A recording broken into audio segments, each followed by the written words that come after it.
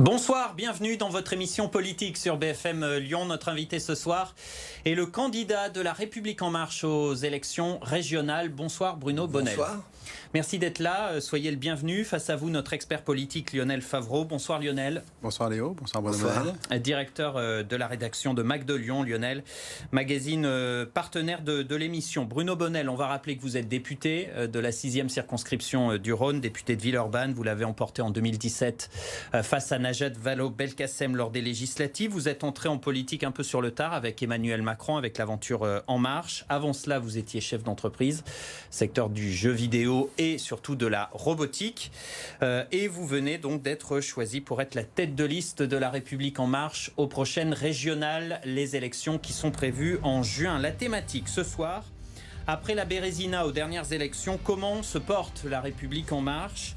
Où va le parti présidentiel? Quel est le cap? Quel est le programme pour ces élections régionales? Comment surmonter les divisions ici à Lyon notamment? Et va-t-on vers une nouvelle déroute électorale pour les macronistes? Voilà toutes ces questions qu'on va vous poser donc ce soir. Bruno Bonnell, invité de Lyon Politique. Mais d'abord, j'aimerais qu'on revienne rapidement sur la polémique, sur les menus sans viande dans les cantines scolaires à Lyon. Mesures provisoires décidées par les écologistes pour appliquer le protocole sanitaire. Le gouvernement a été divisé. Vous êtes plutôt du côté de la ministre de la Transition écologique, Barbara Pompili, qui dit il n'y a pas de quoi en faire une polémique, c'est temporaire, c'est provisoire, pas de problème. Gérard Collomb avait fait la même chose. Ou alors, vous êtes plutôt comme Gérald Darmanin, Julien Denormandie, les ministres de l'Intérieur et de l'Agriculture, qui crient au scandale et qui disent les Verts prennent prétexte de la crise sanitaire pour imposer leur idéologie. Vous êtes de quel bord ? Je ne sais pas de quel bord je suis parce que je suis à la fois, comme beaucoup de gens, comme la grande majorité de la population écologiste, c'est pas le monopole d'un parti, mais par contre c'est cette méthode des petits pas qui me gêne. On a déjà vu le coup pour le vélo, hein, on commençait par dire on fait une petite rue où on va mettre du vélo anecdotiquement, puis finalement on met des bordures, puis finalement il n'y a qu'une voie pour rouler dans des grands axes lyonnais. Mais là c'est un peu pareil, on dit c'est temporaire, vous inquiétez pas, et puis on va nous glisser bientôt que non, on ramène la viande mais une fois par semaine. Ah puis ça correspond au programme, on avait dit qu'il y aurait 4 jours par semaine sans viande. Donc les Verts poussent leur pion. Non mais je pense que la technique, non pas les Verts, Europe Écologie Les Verts, c'est complètement différent. On imagine que c'est un parti centriste alors que c'est un parti d'extrême, bien déguisé, propre sur soi. Mais ce sont des extrémistes qui essayent progressivement d'imposer une vision de société à des gens. Ce n'est pas ça la démocratie. La démocratie c'est aussi écouter le retour, la légitimité du vote, je ne la discuterai jamais. Ils sont en place. Ils ont une responsabilité importante par rapport à ça. Mais alors pourquoi, quand Gérard Collomb fait la même chose l'an dernier, personne ne moufte? Parce que Gérard Collomb ne dit pas je fais une mesure temporaire, il dit je fais une mesure d'urgence. Et on est à la sortie du Covid, on essaie de redonner à manger aux enfants dans les cantines, on va au plus simple. Ça s'arrête au bout d'un mois, on n'en parle plus. Donc là les Verts auraient pu faire autrement selon vous? Mais ils auraient dû dire c'est une mesure d'urgence compte tenu de la situation et on arrête d'avoir ce débat, justement cette polémique et surtout cette victimisation où il y a les méchants politiciens professionnels et les gentils écologie les Verts qui sont en train de nous dire voyez, hein, on nous tape sur les doigts, c'est pas bien. Allez, on parle des élections régionales. Vous avez donc été choisi pour porter les couleurs de La République En Marche à ce scrutin. Il y a eu des rumeurs pour le casting. On a parlé d'Olivier Véran, le ministre, l'ancien ministre Michel Barnier. On a parlé du ministre Olivier Dussopt également. Tous ont décliné. Ça veut dire que vous êtes un choix par défaut ? Je ne sais pas si d'abord ils ont décliné parce que la situation a fait que ces gens-là étaient quand même dans des négociations très compliquées. Monsieur Barnier sur le Brexit, Olivier Véran est encore, on le voit bien, dans une situation extrêmement difficile. Et Olivier Dussopt, il s'occupe juste du budget de la France, qui est quand même un peu important quand on voit la dette qui s'accumule et le soutien apporté. Donc je crois qu'il n'y a pas de choix par défaut. Il y a un choix par volonté de montrer que dans le berceau du macronisme, qui est ce territoire, bah oui, il y a encore une voix forte qui peut être portée. J'ai quand même été référent Rhône lors de l'élection présidentielle. J'ai gagné effectivement une circonscription aux législatives. C'est légitime que j'avance et que je dise oui, je veux porter le drapeau. Mais comment vous avez été désigné tête de liste? Est-ce que c'est un choix des militants En Marche ou une décision de Macron jupitérienne, comme on dit? Non, il n'y a pas de décision ni de Macron ni de quiconque. C'est une décision c'est un consensus qui se forme. Il y a eu un bureau national dans lequel à la fois les référents, les parlementaires ont débattu. J'ai présenté cette candidature. Il n'y a pas de concurrent? il n'y avait pas de concurrents à ce moment-là, mais il y a eu beaucoup de concurrents avant et après, et on m'a simplement demandé d'expliquer pourquoi. Parce que si ce bureau avait dit non, on ne part pas sur ça, je ne serais pas devant vous aujourd'hui. Et qu'est-ce qui vous pousse à aller dans cette galère? Les sondages vous dissuadent pas, les sondages se succèdent dans différentes régions de France, et En Marche ne semble en position nulle part, y compris en Auvergne-Rhône-Alpes. Écoutez, là-dessus, je fais partie des gens qui ont accompagné Emmanuel Macron depuis le début, quand il était à 5% et 4e aux élections présidentielles, et les sondages n'étaient pas favorables, et on disait oui, il est intéressant pour 2027, on verra. On va remettre ça un petit peu dans 10 ans, on verra. Il se trouve que finalement, la conjoncture a fait que ça s'est bien passé, mais plus que ça. Je crois qu'il y a une réalité, c'est que le pays, on l'a encore vu avec l'accélération de la Covid, est en grande transformation, notre région aussi, et donc c'est l'occasion de pouvoir présenter des idées, justement. Quand vous étiez chef d'entreprise, notamment d'Infogrames en particulier, vous citiez souvent L'Art de la guerre, ce fameux livre de stratégie chinois. Vous répétiez souvent « Le temps est de mon côté, le temps joue pour moi ». Est-ce que vous gardez ces références pour la politique? Je les garde complètement. Merci de les rappeler parce qu'elles sont importantes. Elles sont toute ma philosophie. Des fois, il faut accélérer le temps. Des fois, il faut le ralentir. Là, aujourd'hui, on va participer à la reconstruction, littéralement, psychologique et économique de notre territoire. Parce que moi, je ne me projette pas dans ces élections aujourd'hui. Je me projette d'abord quand elles auront lieu, au mois de juin. C'est-à-dire que je pense que déjà la vaccination, les médicaments vont considérablement faire changer la position vis-à-vis de la Covid. Donc, dans la relance. Et donc dans l'énergie de la relance, et c'est ça notre proposition. Mais on en parlera, on va y venir, Bruno Bonnell, mais sur La République En Marche, vous ne pouvez pas le nier, le parti a explosé lors des dernières élections à Lyon, la guerre entre Gérard Collomb, David Kimmelfeld qui a pris ses distances. C'est quoi l'état des troupes? Vous avez assez de personnes pour faire vos listes? Vous avez des militants pour faire campagne? Écoutez, j'ai fait un tweet pour annoncer ma candidature il y a à peu près 3 semaines. J'ai eu 250 000 rebonds sur ce tweet. Ça veut dire qu'il y a quand même encore des gens qui s'intéressent au sujet. Deuxièmement, j'ai fait une vidéo auprès des marcheurs. On a eu pratiquement 450 en permanence sur 1h10 marcheurs qui ont écouté et posé des questions, et plus de 500 questions qui ont été posées en ligne. Donc moi je pense que objectivement il y a une base. Elle est certainement moins importante que certains de nos concurrents, mais là-dessus, on peut encore surprendre. Vous avez lancé un appel aux progressistes. Est-ce que ça veut dire que vous avez besoin de vous allier avec d'autres partis, et lesquels? Oui, on va annoncer, on ne se cache pas derrière notre petit doigt. Évidemment, le MoDem, Agir, des gens qui vont nous accompagner, et on va bien évidemment aller un petit peu plus loin. Vous me réservez un petit peu la surprise des annonces. La politique, c'est une campagne, c'est un peu comme le bridge. Vous ne sortez pas tous vos atouts en même temps. Donc il y a un certain nombre de discussions qui ont lieu en ce moment, et certaines qui, à mon avis, surprendront. Lors de l'annonce de votre candidature, vous avez affirmé vouloir rallumer les étoiles. Formule qui sonne un peu creuse, non? C'est quoi votre programme? C'est quoi vos priorités? Ça veut dire quoi alors, rallumer les étoiles? Parlez-en aux gens qui sont au noir de la nuit, parlez-en aux commerçants qui ont pendant des mois pas eu d'activité, parlez-en actuellement aux gens de la montagne qui savent pas comment ils vont faire, parlez-en de tout ça. Et quand vous leur dites, vous savez, au bout du tunnel, si on y met l'énergie, j'ai moi-même connu beaucoup d'échecs. C'est ça que ça veut dire? Vous êtes la lumière au bout du tunnel? Pas du tout. Je ne suis rien du tout. Moi, je suis le porte-drapeau d'un mouvement qui veut justement montrer que la France a toujours su se redresser, et cette région dans laquelle nous vivons, elle peut être exceptionnelle. Je rappellerai juste un chiffre. Son PIB, c'est-à-dire sa génération d'activité, c'est entre le Portugal et l'Autriche. Ça veut dire que c'est un petit pays européen, la région Rhône-Alpes. Et c'est cette idée de le réunir... Auvergne-Rhône-Alpes. Pardon, excusez-moi, Oralpes, je voulais dire. Donc je me suis fait avoir moi-même par ma propre...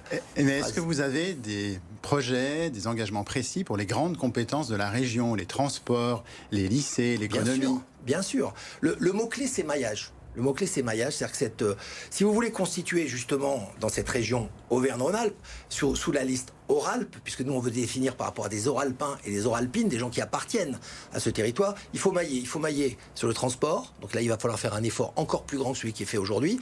Il faut mailler sur le virtuel. C'est-à-dire effectivement, je lis les programmes concurrents, en tout cas les ébauches de programmes, et quand j'entends que certaines villes ont décidé que la 5G était pas bonne, je me révolte et je dis non, c'est le contraire. Si on veut dynamiser cette région, il faut que le maillage virtuel il existe pour le télétravail, pour la télémédecine, pour la téléactivité. Est-ce que ça vous distingue vraiment des autres listes? Attendez, on le verra au moment des débats. On verra si effectivement, quand je regarde par exemple certaines personnes un peu radicales dans l'écologie m'expliquer que la 5G, il faudrait un moratoire à peu près 10 ans, alors qu'on voit une accélération de cette technologie dans le monde entier, notamment en Europe, je le questionnerai. Je dis, est-ce que vous êtes d'accord? Le Lyon-Turin, par exemple, est-ce qu'ils sont d'accord ou est-ce qu'ils sont pas d'accord pour y aller? Ça va être des sujets assez fondamentaux. Et puis, en fait, il y a le maillage psychologique, qui est, à mon avis, tout aussi important. C'est-à-dire de se dire que quelqu'un qui est du Cantal, va avoir comme réflexe d'appeler quelqu'un qui est de la Savoie ou de la Haute-Savoie pour faire des affaires, pour discuter, pour travailler, non pas d'une façon coercitive en imposant une préférence régionale, mais instinctive en encourageant les gens à travailler ensemble. Mais on a l'impression que La République En Marche a du mal à déterminer des marqueurs pour cette campagne. Alors ça commence tout juste. Oui, enfin, elle va commencer. Elle va commencer. Certains disent, sous couvert d'anonymat, que La République En Marche est en état de mort cérébrale, que voilà, c'est en panne d'idées. Vous entendez cette critique-là quand même ? Moi, j'entends surtout que c'est la deuxième partie de votre phrase, sous couvert d'anonymat, parce que moi, vous savez, ma position, elle a toujours été, il n'y a pas de off. Vous le savez, en tant que journaliste, j'ai toujours dit, vous mettez bien mon nom, j'assumerai même mes bêtises. Alors, vous en pensez quoi ? J'en pense que La République En Marche, elle a, comme toutes les formations politiques jeunes, elle a certainement des crises. On l'a vu effectivement au moment des municipales. L'intelligence de La République En Marche, c'est de tout de suite en tirer les conséquences et pas les répéter. Donc là, par exemple, nous allons partir unis derrière cette liste Oralp, avec le Modem, avec Agir, avec d'autres personnes qui nous rejoindront. Et surtout, on va faire la même mécanique participative d'idées qui nous a fait gagner au niveau des présidentielles. Donc le programme va aussi se construire là dans... il est en pleine co-construction actuellement. Du coup, vous pensez que ce mouvement peut faire preuve de résilience ?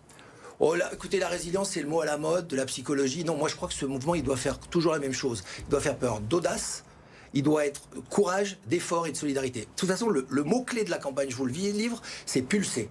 Positif, uni, libre, solidaire, européen et responsable. Il a bien appris son slogan. Non, vous savez, il se trouve que ça tombe bien, c'est moi qui l'ai fait. Merci de me dire que j'ai bien appris.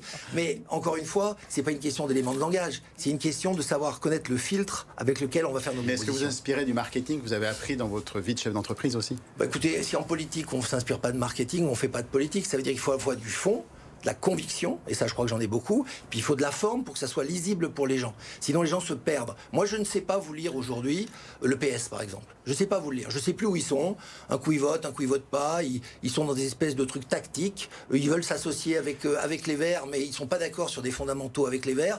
Donc moi je veux être lisible. Nous avons une seule identité, c'est la transformation. C'est déjà des attaques contre Najat Vallaud-Belkacem qui pourrait être candidate ? Écoutez, avec Najat, j'attends d'abord savoir si elle est candidate ou pas. C'est quelqu'un que, je respecte, comme je respecterai d'ailleurs, et j'en prends l'engagement ici, tous les candidats au niveau des attaques personnelles. Mais par contre, en termes d'idées, nous aurons un combat rude contre des idées qui, à mon avis, ne sont pas du moment, mais d'avant. On parle d'un des plus importants de vos adversaires, c'est Laurent Wauquiez, le candidat, candidat à sa réélection, le président sortant. Ça a été un bon président de région ? Ça a été un bon gestionnaire de région. J'arrête pas de le dire et tout le monde me dit « Mais pourquoi tu dis ça ? Tu te rends compte ? Il y a plein de choses à dire. » Non. Je veux dire par là qu'il a laissé des services gérés, mais je vois pas où il a imposé une quelconque vision. Ça suffit pas à gérer. C'est une condition nécessaire. J'ai été chef d'entreprise. Je sais que si votre entreprise n'est pas gérée, si votre structure n'est pas gérée, ça marche pas. Mais c'est pas suffisant.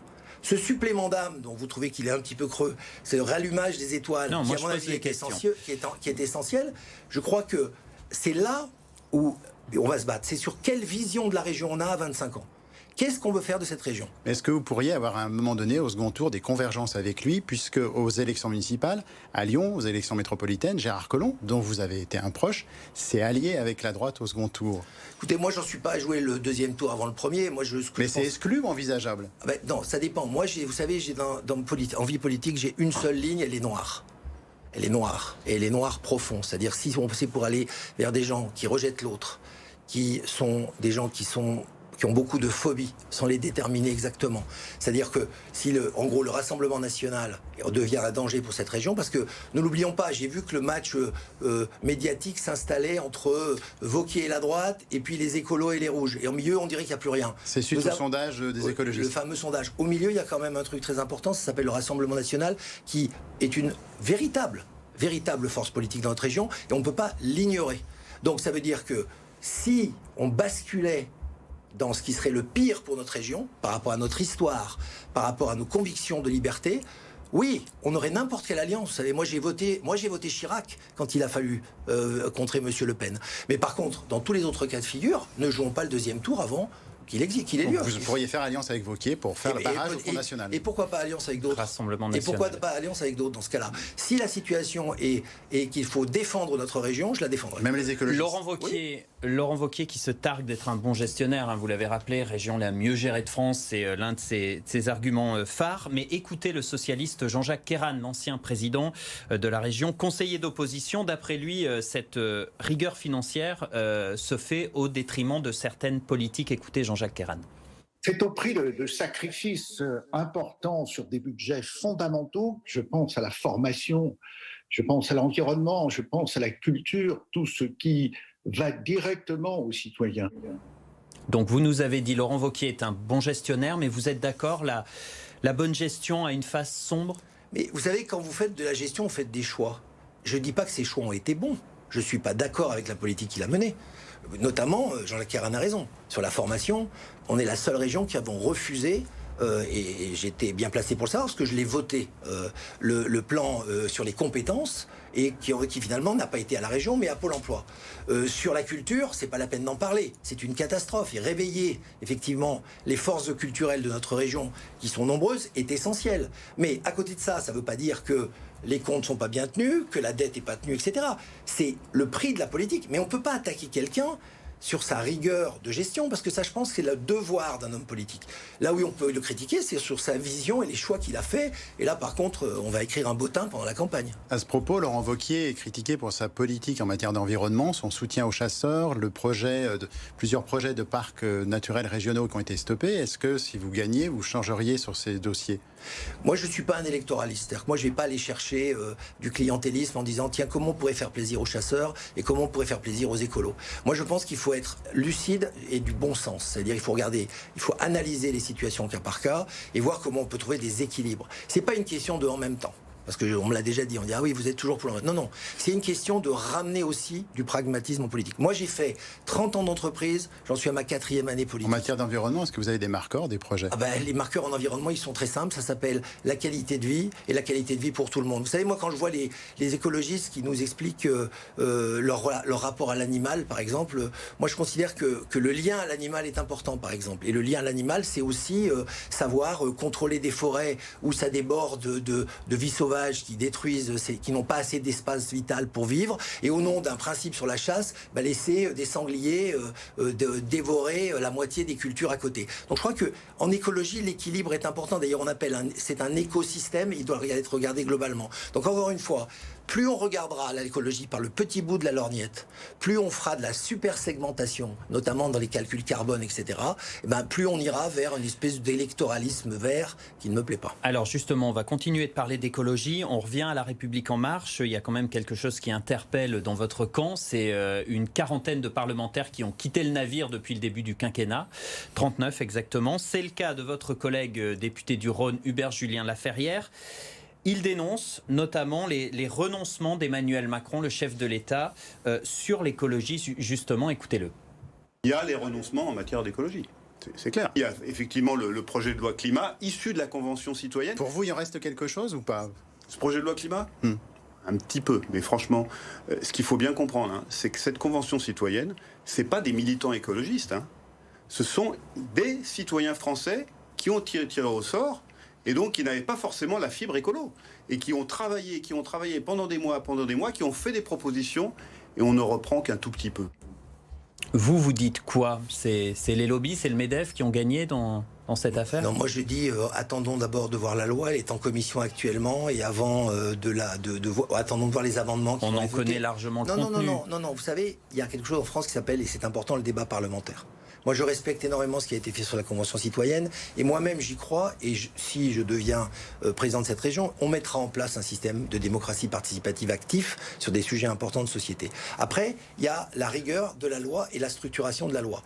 C'est pas parce qu'on dit, comme l'a dit le président, je vais écouter et décliner sans filtre, qu'on n'a pas des étapes, et des process, parce qu'on est un pays où, effectivement, on ne peut pas retourner la table en permanence. Mais vous avez lâché l'expression démocratie participative. Vous venez de parler de démocratie participative que vous metteriez en place si vous êtes élu président de la région. Oui. Mais justement, Emmanuel Macron, depuis le début de son mandat, avec les Gilets jaunes, ou la gestion de la crise du Covid et les réactions des élus locaux, il est critiqué pour avoir un pouvoir très vertical, très centralisé, très parisien. Moi, j'ai jamais vu un président qui a fait autant de face-à-face, combat véritablement pendant des heures avec des gens qui lui ont parlé, qui l'ont interpellé. Ça veut pas dire il y a des contacts directs, mais il y a un problème avec les territoires. Non, mais attendez, la notion sur les territoires... Est-ce que c'est pas lourd à porter quand on est candidat au régional ? Merci de me poser cette question, parce que c'est intéressant.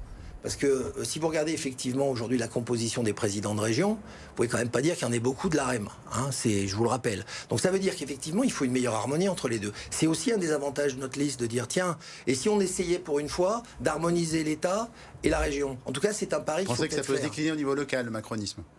Non, mais j'en suis même convaincu. Il a été décliné au niveau local. Il a même anticipé à l'époque avec la métropole de Lyon, qui était gérée sous finalement une espèce d'ancêtre du macronisme en termes de philosophie, où tout le monde travaillait ensemble, où il y avait une mèche courte entre l'économie et le politique, où il y avait un respect des gens. On voit bien que notre ville s'est considérablement embellie pendant ces années-là. Donc oui, je pense qu'effectivement, ça peut se décliner en local, et il faut que ça se décline en local, parce que la transformation du monde, c'est pas un mouvement politique qui en est propriétaire, c'est un fait de société.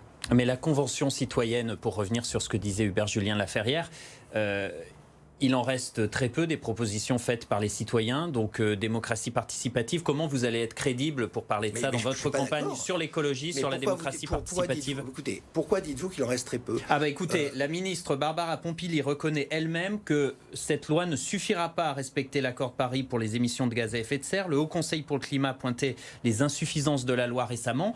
Non, mais ça ne veut pas dire qu'il en reste très peu. Ça veut dire que la philosophie générale qui a été déclenchée, la loi, j'invite encore, avant de continuer à la raccourcir, cette loi, et elle est longue et fastidieuse, elle a 4 titres, elle est vraiment longue, eh bien, regardons-la. Si vous voulez, rien que moi je connais mieux le titre 4, parce que chacun se spécialise sur le logement.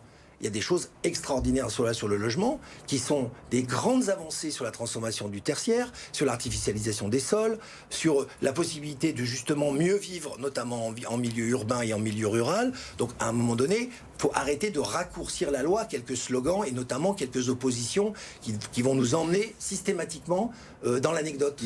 Non, comme lors de chaque émission, désolé Lionel, mais il faut qu'on avance. Comme lors de chaque émission, vous pouvez participer en posant une question à notre invité via les réseaux sociaux, les comptes BFM Lyon de Facebook, de Twitter.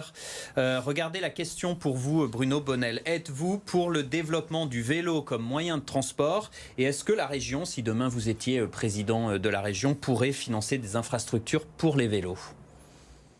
Qui n'est pas pour le vélo ?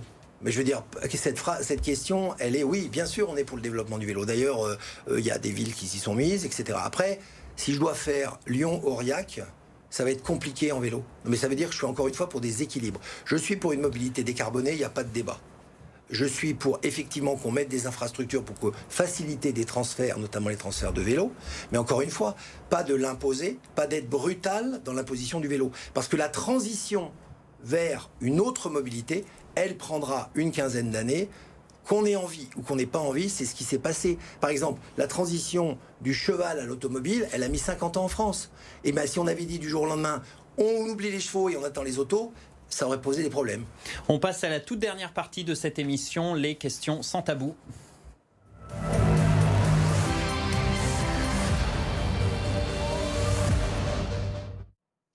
Avec des réponses courtes, s'il vous plaît, Bruno Bonnell. Première question avec Lionel.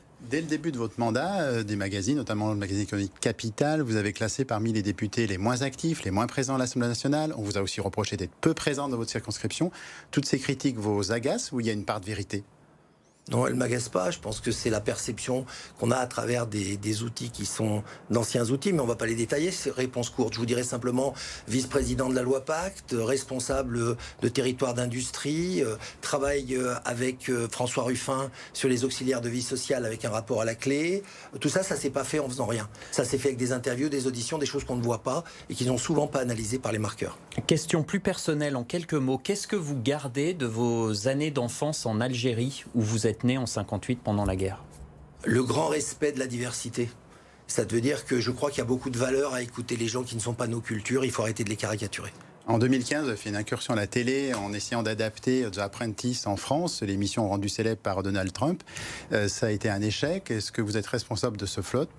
Je suis certainement responsable parce que j'ai accepté, mais ceci dit, je pense qu'encore une fois, on était déjà trop tard. Le moment était passé, le moment de ce capitalisme débridé était passé. Il faut revenir maintenant vers quelque chose de beaucoup plus respectable et optimisé. Et on a certainement raté le coche sur la philosophie de l'émission à l'époque. Et vous reconnaissez des similitudes avec Donald Trump ? Écoutez, non, sur ce plan-là, je suis assez radical. Non, je ne le respecte en rien. C'est une personne qui n'est à l'opposé de mes valeurs. En 2017, vous aviez été épinglé, c'était lors de la campagne pour les législatives, pour des arrangements fiscaux avec vos sociétés aux États-Unis, optimisation fiscale en France. C'est des pratiques toujours d'actualité ou pas ? Vous avez quelque chose à vous reprocher ou pas ? Écoutez, j'avais fait, je crois, un article complet dans Le Progrès de l'époque, qu'on cite rarement, où j'avais expliqué que toutes ces allégations étaient définitivement fausses. Elle concernait une situation... en plus, on m'a inventé une deuxième société. J'avais effectivement eu une première société aux États-Unis que je n'ai jamais exploitée pour des raisons tout à fait personnelles. Il y a beaucoup de journaux objectifs qui s'en sont expliqués. Si on me repose la question, je le réexpliquerai une fois de plus. Mais encore une fois, ça fait partie des fake news, des méthodes qu'en tout cas moi, je n'utiliserai pas dans ces campagnes. Pour terminer, Bruno Bonnell, comme vous êtes candidat, un petit questionnaire sur notre région, rapidement. Est-ce que vous pouvez nous dire la population de la région ? 9 millions d'habitants. 8-9 millions, à peu près. Okay. Le budget total de... 5 milliards à peu près, 4,8 et des broutes. Parfait. La préfecture de l'Allier ? Ça doit être Vichy. Moulins. Vous y étiez en plus, tout à l'heure, j'arrive de Moulins. On en parlait juste avant. Et le nom du nouveau maire d'Annecy ? Eh bien, écoutez, j'ai pas encore fait Annecy. J'ai 13 départements à voir. C'est un écologiste. Franchement, François Astorg, l'écologiste qui a renversé la ville qui était à droite. Madame Lardet, qui est présidente de la communauté de communes d'Annecy et qui fait partie de la République en marche. 3 sur 4, c'est pas mal. Merci d'avoir été avec nous sur BFM Lyon, dans Lyon Politique. Merci Lionel Favreau. Bonsoir. Merci à vous d'avoir suivi l'émission. Et puis on se retrouve jeudi prochain pour un nouveau Lyon Politique. L'info continue tout de suite sur BFM Lyon.